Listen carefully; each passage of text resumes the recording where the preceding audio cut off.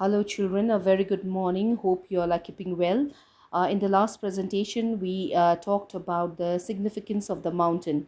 Today, we will talk about the plateaus, types of plateaus, and its significance.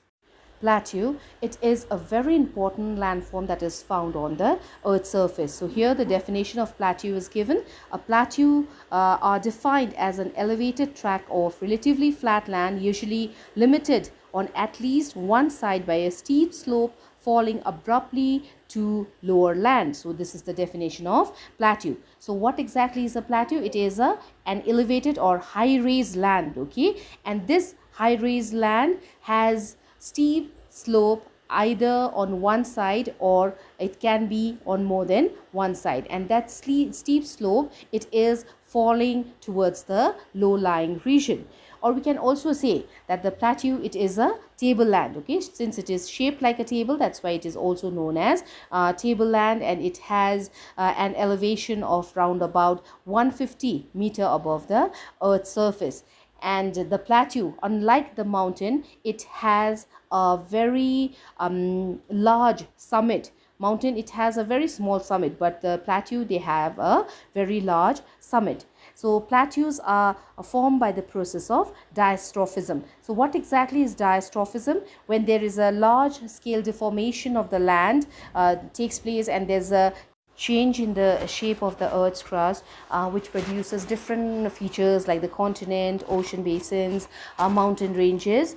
This is known as diastrophism, okay. Now plateaus can also be classified according to the location where it is located, or the modification in its shape that has occurred because of the different agents of erosions. Not only that, volcanism also causes change in the shape of the plateau. Accordingly, plateau has been classified into different types, and the different types of plateaus are intermountain, pediment, dissected, or volcanic or erosional plateau. Intermountain plateau, then pediment plateau is also known as border plateau. Dissected plateau, it's also known as doomed plateau. And the volcanic plateau and erosional plateau are the different types of plateaus. Now we are going to deal with all these types of plateau individually, one by one. Let us now talk about the intermountain plateau. So intermountain plateau, as the name suggests, mountain, okay, it is within the mountain, so it is surrounded by the mountain ranges, and this type of plateau, it is highest and most complex plateau. So this type of plateau, that is the intermountain plateau, it is the most complex, as well as it has great height, because it has been uplifted when the mountains formation of mountain was taking place. That's why it is also a plateau which has great height, and its surface shows an extraordinary variety of topography. That's why we say that it is a complex type of plateau. Now let's talk about the examples of the intermountain plateau. Okay, Tibetan plateau, which is also known as the roof of the world, and it is also the highest and the largest intermountain plateau in the world. Then after that, Bolivian plateau, that is between the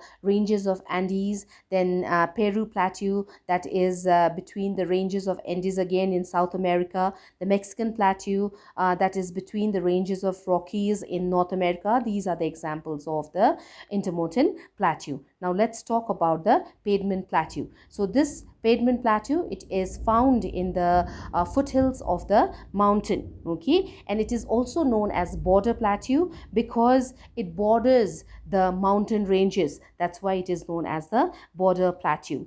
So this pediment plateau that we are talking about, it has been formed, okay, like the intermountain plateau, it has been formed when the upliftment or the formation of the mountains were taking place. It has been formed then. A very good example of the pediment plateau can be seen in the eastern part of United States. See another type of plateau, that is the doomed or dissected plateau. So this doomed or dissected plateau, it is formed by the running water or the stream. When this running water and the stream, it is flowing on the plateau, at that time deep valleys and canyons are formed, okay. So this action changes that smooth topography of the top of the plateau region. It gets converted into a rugged one. such a plateau, it is known as the dissected plateau. And the example of the dissected plateaus are Mesas and Buttes of Spain and the plateau of Southwest USA.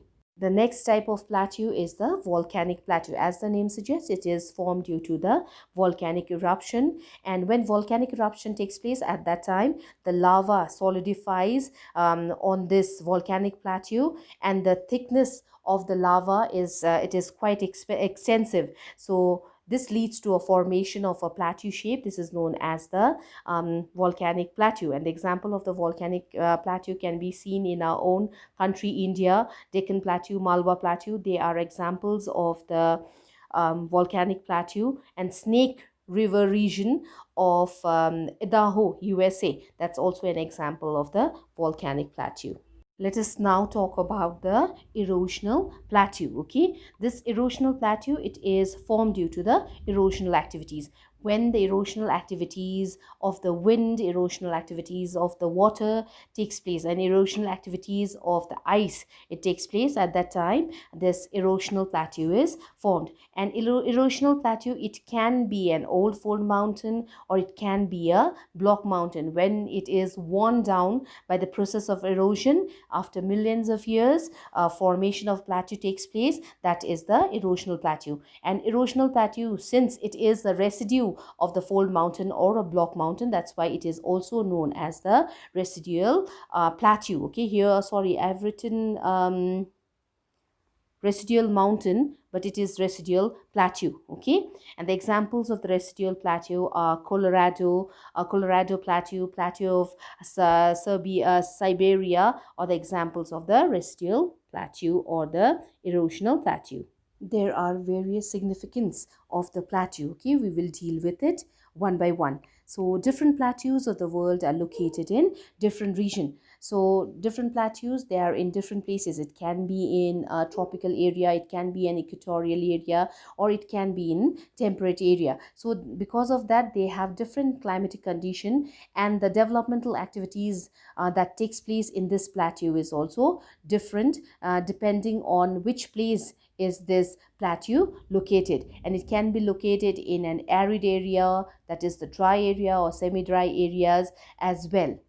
These plateaus that are there, they have great altitude or great elevation. So because they have great altitude, that's why it does not have very long growing season. Okay, agricultural season is very short in this plateau region. So farming, obviously, it is not a very important economic activities in this area. So agriculture, it is only possible in certain places which has the basaltic kind of soil. In those places only agriculture, it is very important. Like in the area of Deccan land, agricultural activity flourishes in this area. Not only that, Columbia Plateau of Washington and Oregon state of USA, they have the agricultural practice. That's because they have this very fertile basaltic kind of soil. In other places, in other plateau region, they do not have the fertile soil, so no agricultural activity takes place. Another significant thing about the plateau is it has lots of mineral deposit, or we can say that it's a storehouse of mineral deposit.